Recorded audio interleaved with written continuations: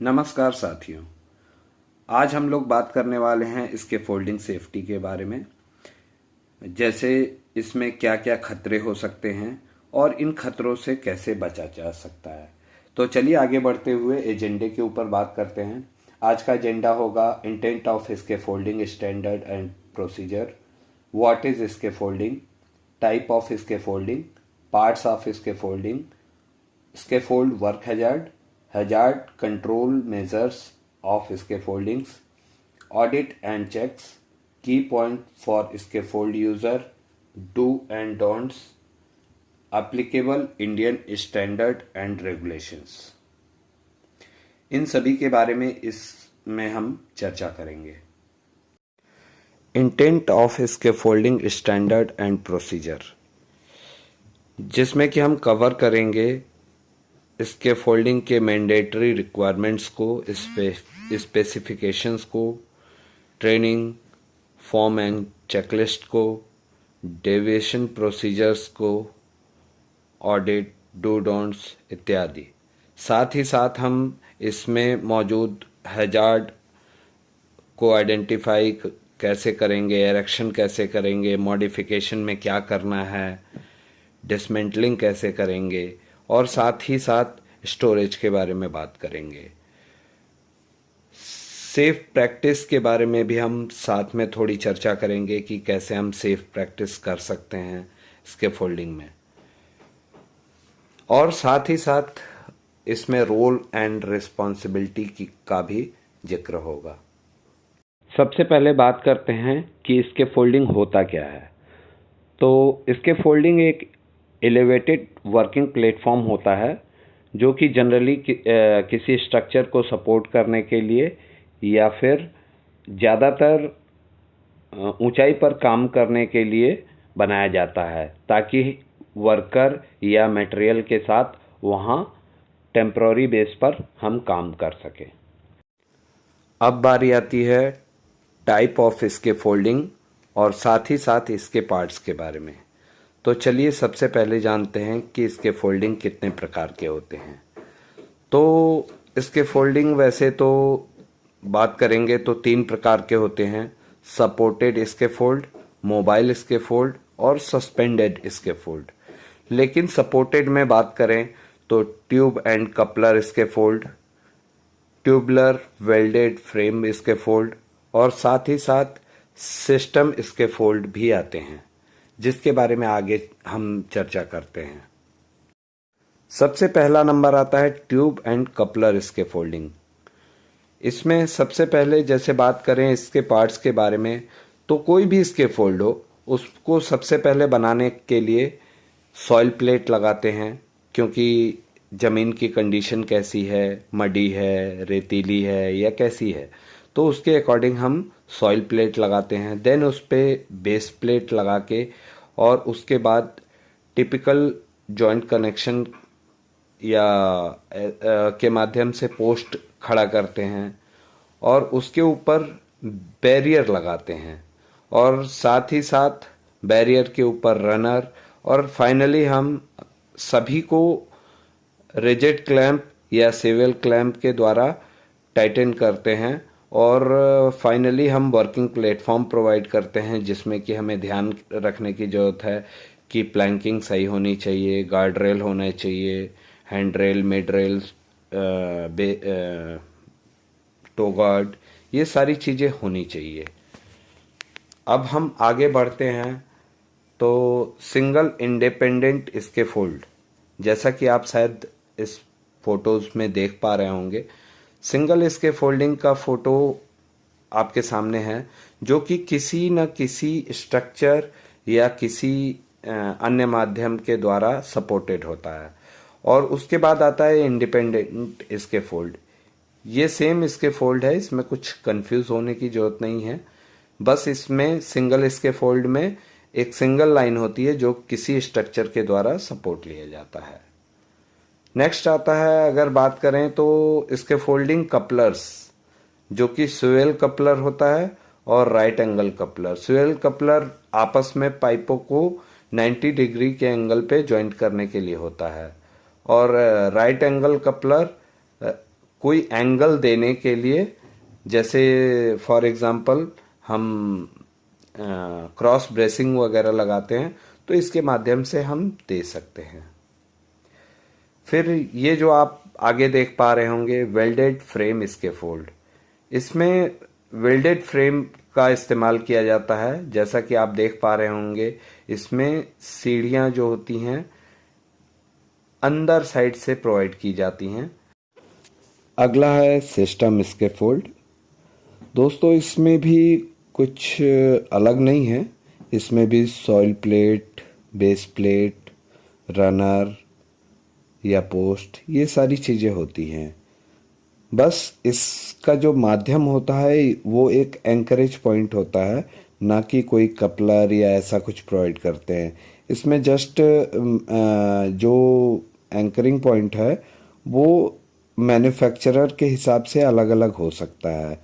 जैसा कि आप 4 डिज़ाइन अलग अलग मैन्युफैक्चरर के देख रहे होंगे तो ये वेरी कर सकता है, लेकिन ये सिस्टम इसके फोल्ड जो है जस्ट रेडी टू यूज़ है, मतलब जस्ट इसमें फंसाया और टाइटन किए, देन अगले पोस्ट की ओर, अगले प्लेटफॉर्म की ओर बढ़ गए। इसको ऐसे तैयार किया जाता है। बाकी सारी ही चीज़ें सेम ही होती हैं। इसमें भी चढ़ने उतरने के लिए लैडर्स या स्टेयर्स प्रोवाइड करते हैं, या hand rail, mid rail, toe board, ये सारी चीज़ें होती हैं। जनरली ये बिल्डिंग या कोई स्ट्रक्चर वगैरह बनाने में काम में लाया जाता है। फिर बारी आती है मोबाइल स्कैफोल्ड की। जनरली ये स्कैफोल्ड हम एक जगह से दूसरे जगह ले जाने के काम में यूज़ करते हैं। जैसे हमें कई जगहों पे ऊंचाई पे काम करना है और पास पास में, तो ऐसे स्कैफोल्ड को हम प्रयोग में लाते हैं। इसमें ध्यान रखने योग्य बात एक होती है कि नीचे चक्के प्रोवाइड किए जाते हैं, जिसमें या तो लॉकिंग अरेंजमेंट नहीं तो व्हील चोक का प्रयोग करना अनिवार्य होता है। और साथ ही साथ हमें जिस ऊंचाई का स्कैफोल्ड चाहिए, जैसे एग्जांपल के लिए अगर हमें 15 फीट ऊंचाई का स्कैफोल्डिंग चाहिए तो नीचे का बेस का लंबाई जो है हमें 7 फीट रखना पड़ेगा और चौड़ाई कम से कम 5 फीट रखना आवश्यक है। साथ में अगर ऊंचाई बढ़ती है तो इसमें ब्रेसिंग भी या क्रॉस ब्रेसिंग भी हम प्रोवाइड कर सकते हैं। अब आगे बढ़ते हैं 2 पॉइंट सस्पेंडेड स्कैफोल्ड पे। तो 2 पॉइंट सस्पेंडेड स्कैफोल्ड जनरली हम चिमनी या ऊंची इमारतों के साफ सफाई या पेंटिंग जॉब के लिए यूज़ में लाते हैं। जैसा कि आप देख पा रहे होंगे 2 पॉइंट पे इस पूरे स्कैफोल्डिंग का लोड होता है, जो कि बिल्डिंग के दीवार या स्ट्रक्चर के दीवार से हम सपोर्ट देके इसको प्रोवाइड करते हैं। इसमें ध्यान रखने योग्य बात यह है कि सबसे पहले हमें सस्पेंडेड प्लेटफॉर्म को स्ट्रक्चर या किसी अन्य माध्यम से लॉक करने की ज़रूरत होती है जहां हमें काम करना है, और साथ ही साथ हमें इसमें वायर रोप यूज़ करना है। हालांकि हम सिंथेटिक भी यूज़ कर सकते हैं या फाइबर भी यूज़ कर सकते हैं, लेकिन जिस भी लोड कैपेसिटी का करेंगे हम 6 गुना ज़्यादा कैपेसिटी का वायर रोप यूज़ करेंगे। भरसक मैं सलाह यही दूंगा कि रोप का यूज़ ना करें, वायर रोप ही यूज़ करें।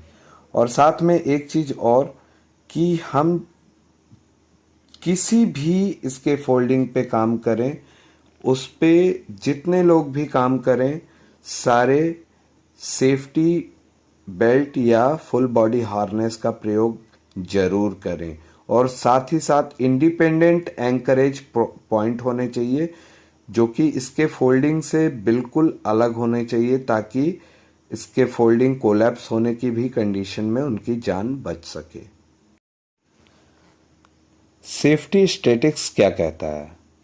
अगर बात करें यूके या यूएस के सेफ्टी डाटा पे, तो मोर देन 70% जो इसके फोल्डिंग से रिलेटेड एक्सीडेंट होते हैं वो पुअर प्लैंकिंग या सपोर्टिंग या ऑब्स्ट्रक्शन या कोई किसी एम्प्लॉय के स्लिप होने या किसी चीज के टकराने या किसी फॉलिंग ऑब्जेक्ट के ही द्वारा होते हैं।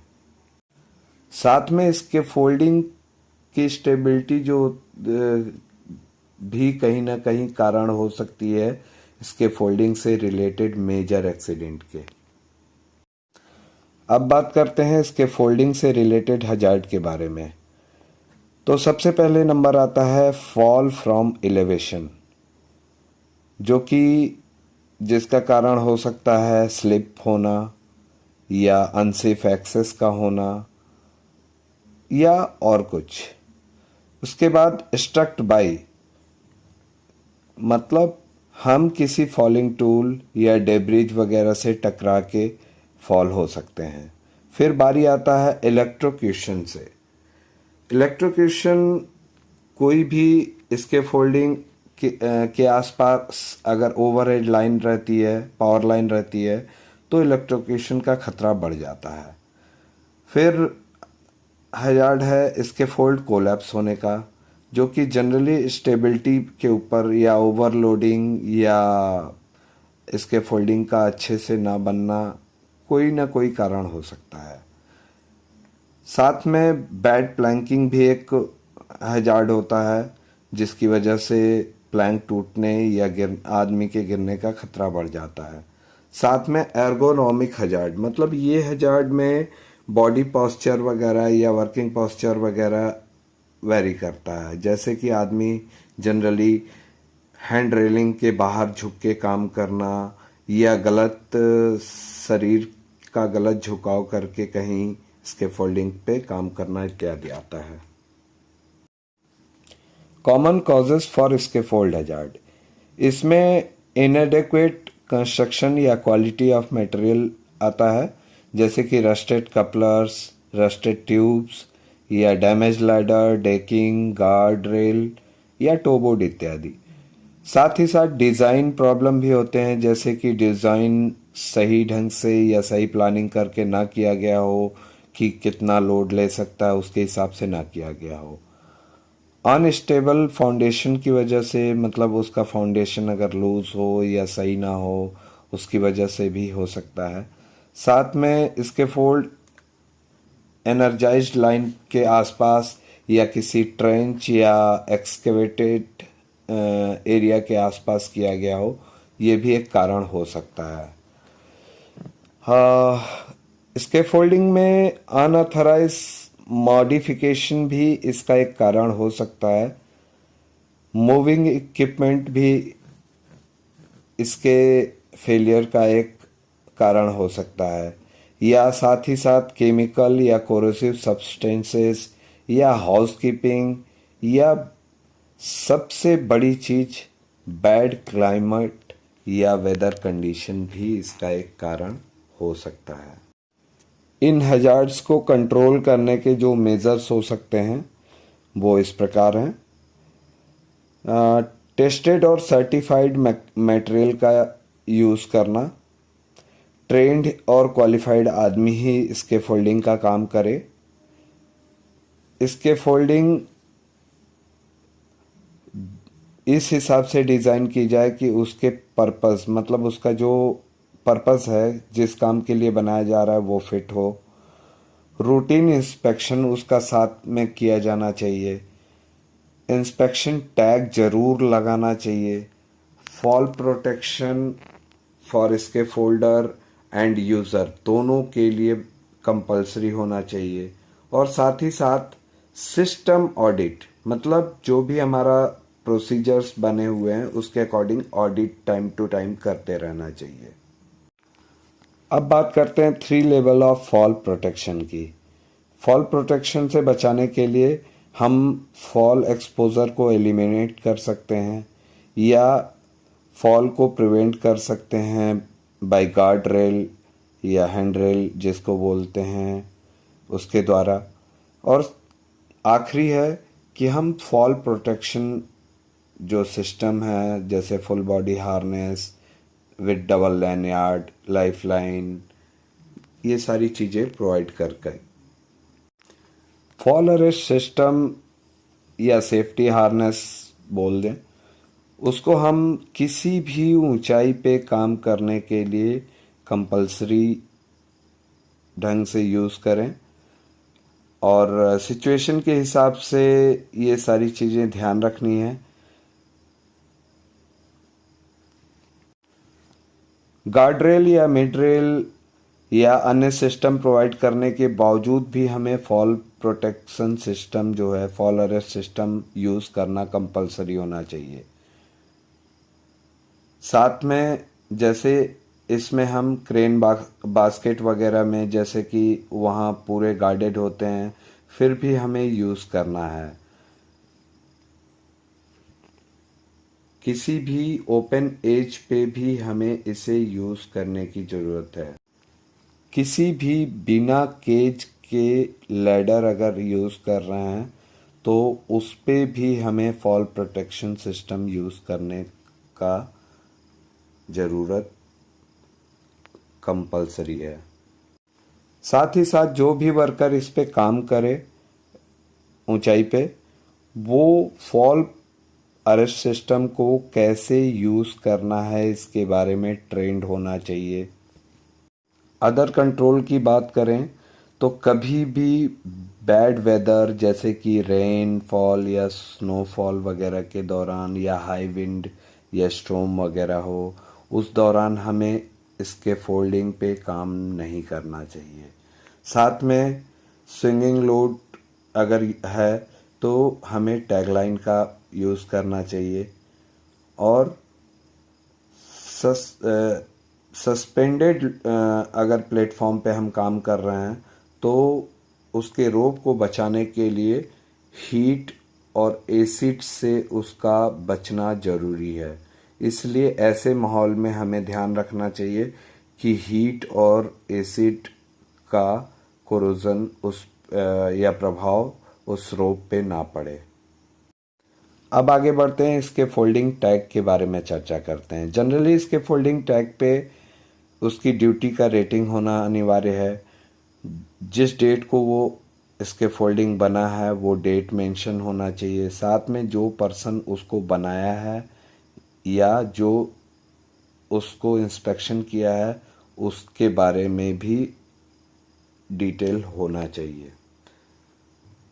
जनरली रेड टैग का प्रयोग हम, जैसा कि आप देख पा रहे होंगे, रेड टैग हम उस कंडीशन में यूज़ करते हैं जब इसके फोल्डिंग बन रही होती है या अधूरी होती है, तो हम रेड टैग का यूज़ करते हैं। बाकी डिटेल आप देख पा रहे होंगे कि इसके फोल्डिंग इनकम्प्लीट है, कृपया इसे यूज़ ना करें। इसी तरीके से ग्रीन टैग हम यूज़ करते हैं जब इसके फोल्डिंग पूर्णतया बन के तैयार हो जाती है, सारी चीज़ें जो बेसिक रिक्वायरमेंट रहती है वो सारी फुलफिल होती है, तब जाके हम उसे ग्रीन टैग हम लगा सकते हैं। ये रेड टैग और ग्रीन टैग का एक एग्जाम्पल है। अगर किसी को बनाना हो तो इसका रेफरेंस ले सकता है। अब बारी आती है ऑडिट एंड चेक्स की। तो फॉलोइंग चेकलिस्ट या चेक पॉइंट्स हम इसके फोल्डिंग प्रोसीजर में यूज़ कर सकते हैं। जैसे इसके फोल्डिंग को सर्टिफाइड करने के लिए चेकलिस्ट। अगला है कि इसके फोल्डिंग सेफ्टी ऑडिट चेकलिस्ट को हम फॉलो कर सकते हैं। साथ ही साथ हम इसके फोल्ड मटेरियल की चेकलिस्ट भी यूज़ कर सकते हैं, जैसे कि पाइप, लैडर, इसके फोल्डिंग प्लेटफॉर्म, ग्रेटिंग, जाली, क्लैंप, बेस प्लेट इत्यादि। और साथ ही साथ डिज़ाइन और लोड गाइडेंस का चेक पॉइंट भी हम यूज़ कर सकते हैं। इन्हीं सब के आधार पे हम इसके फोल्डिंग को सर्टिफिकेट प्रोवाइड कर सकते हैं। कुछ की पॉइंट दिए जा रहे हैं इसके फोल्ड यूज़र्स के लिए। तो सबसे पहले हमें इंश्योर करने की ज़रूरत है कि इसके फोल्डिंग को कॉम्पिटेंट पर्सन द्वारा ही इंस्पेक्शन करने के बाद सर्टिफिकेशन देना चाहिए। उसके बाद है कि कोई भी पार्ट या कोई भी मॉडिफिकेशन ना करें अनऑथराइज्ड तौर पे इसके फोल्डिंग में। अगर मॉडिफिकेशन की ज़रूरत है तो एरिया इंचार्ज या कंपटेंट पर्सन के द्वारा चेक करवाने के बाद या डिस्कशन के बाद ही हम उसको ऑथराइज कर सकते हैं। अगर किसी इसके फोल्डिंग में हमें कुछ डाउट है तो हमें उस पर काम नहीं करना चाहिए, हमें तुरंत ट्रेंड इसके फोल्डर या कंपटेंट पर्सन से कांटेक्ट करने की ज़रूरत होती है। और साथ ही साथ हमें किसी भी इसके फोल्डिंग पे, चाहे वो आदमी का हो, वेट या टूल्स का हो या इक्विपमेंट का हो या मटेरियल का हो, उसे ओवरलोड नहीं करना है किसी भी स्थिति में। अगला है कि कभी भी इसके फोल्डिंग प्लेटफॉर्म या वर्किंग प्लेटफॉर्म पर पहुंचने के लिए हमेशा सीढ़ी का प्रयोग करें। साथ में कभी भी इसके फोल्डिंग के पार्ट्स पे पैर रख के उस पे चढ़ने की कोशिश ना करें। और कभी भी सीढ़ी से चढ़ते या उतरते समय हमेशा फेस को इसके फोल्डिंग के साइड ही रखना है। हमें यह भी ध्यान रखना है कि सीढ़ी पर उतरते या चढ़ते समय हमारे 3 पॉइंट कांटेक्ट सीढ़ी पे हमेशा बने रहने चाहिए और साथ में किसी भी मटेरियल को हाथ में लेके नहीं चढ़ना है। कभी भी इस प्लेटफॉर्म को हमें डेब्रीज, ऑयल, ग्रीस या अदर ट्रिपिंग मटेरियल से दूर रखना है। कहने का मतलब कोई भी ऐसा पदार्थ या मटेरियल नहीं होना चाहिए जिसके कारण हमारा फॉलिंग हजार्ड बढ़ जाए। और साथ में ये भी ध्यान रखना है कि लैडर के या रंग्स पे वो कोई स्लिपरी ऑयल या ग्रीस ना लगा हो। हमेशा काम के बाद हमें इसके फोल्ड मटेरियल को डीकंटामिनेशन करने की ज़रूरत होती है, खासकर जब हम टॉक्सिक केमिकल या टॉक्सिक वेस्ट मटेरियल या फ्लेमेबल मटेरियल का यूज़ कर रहे हों इसके फोल्डिंग पर। इसके फोल्डिंग प्लेटफॉर्म पे कभी भी काम करने में हमें ये ध्यान रखने की ज़रूरत है कि कभी भी हम हैंड रेलिंग पे पैर रख के या उसके बाहर जाके या उसके प्लेटफॉर्म पे कोई ऐसा मटेरियल रख के या ड्रम या स्टूल आदि रख के उस पे काम करने की अनुमति नहीं होनी चाहिए। इसके फोल्डिंग मटेरियल पर लोड देके कभी भी हमें कोई पार्ट को खींचने या उठाने की आवश्यकता नहीं है और ना ही हमें इसकी अनुमति देनी चाहिए। सभी इसके फोल्डिंग मटेरियल हमारे स्टैंडर्ड और प्रोसीजर के अनुसार ही यूज़ करने चाहिए। अब बारी आती है डू एंड डोंट्स की, मतलब इसके फोल्डिंग यूज़ करते समय क्या करें या क्या ना करें की। तो सबसे पहले बात करते हैं क्या करें। कभी भी इसके फोल्डिंग को प्रयोग करने से पहले इंश्योर कर लें कि उस पर ग्रीन टैग लगा हो। हमेशा चढ़ते या उतरते समय 3 पॉइंट कांटेक्ट बना के ही रखना चाहिए। मटेरियल को ले आने के लिए हमेशा रोप या किसी कंटेनर का यूज़ करना चाहिए, ना कि मटेरियल को हाथ में लेके जाएं। हमेशा इसके फोल्डिंग पे, प्लेटफॉर्म पे या नीचे सीढ़ी के पास हाउसकीपिंग मेंटेन रखनी चाहिए ताकि कोई घटना ना हो सके। इसके फोल्डिंग पे काम करने के समय हमेशा इंश्योर करें कि फॉल प्रोटेक्शन मतलब डबल लैनियार्ड का फुल बॉडी हार्नेस जरूर यूज़ करें। इसके फोल्डिंग के आसपास मोबाइल क्रेन या ओवरहेड इलेक्ट्रिकल लाइन होने पे हमेशा स्पेशल प्रिकॉशन लें। इसके फोल्डिंग यूज़ करने से पहले हमेशा इमरजेंसी अप्रोच को चेक कर लें।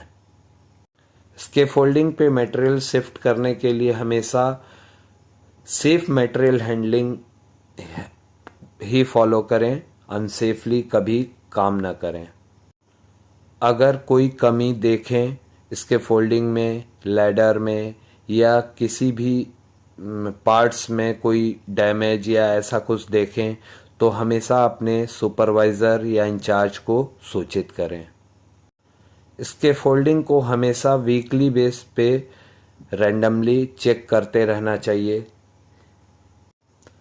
अब बारी आती है क्या न करें की।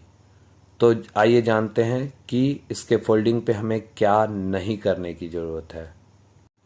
कभी भी किसी ऑपरेशनल लाइन या प्रेशराइज्ड पाइपलाइन या अन्य किसी चालू लाइन में कभी भी इसके फोल्डिंग को एंकरिंग करके या स्टेजिंग करके नहीं बनाना चाहिए। कभी भी अलग अलग इसके फोल्डिंग पार्ट्स को एक साथ यूज़ नहीं करना चाहिए। जैसे सिस्टम इसके फोल्ड के पार्ट्स को ट्यूब एंड कपलर इसके फोल्ड से मैच नहीं करना चाहिए, मतलब साथ में यूज़ नहीं करना चाहिए।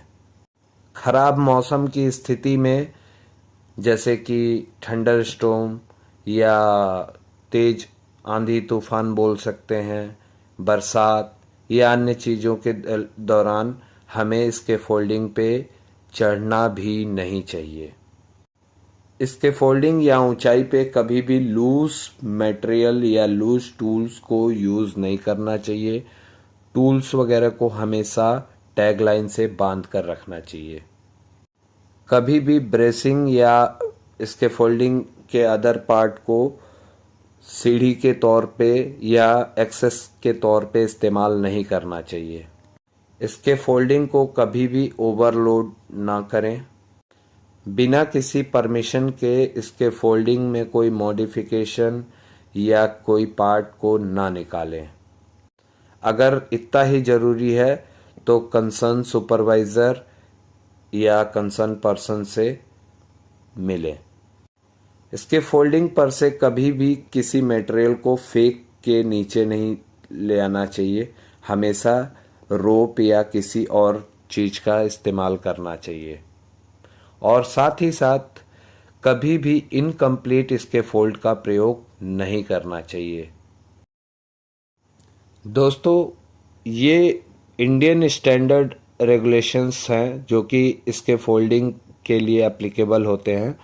इसके बारे में मैं बताऊंगा नहीं। ज़्यादा डिटेल जानना हो इसके फोल्डिंग के बारे में तो ये सारे इंडियन स्टैंडर्ड आप यहाँ से नोट डाउन करके गूगल करके आप देख सकते हैं और इसके बारे में विस्तृत जानकारी कलेक्ट कर सकते हैं।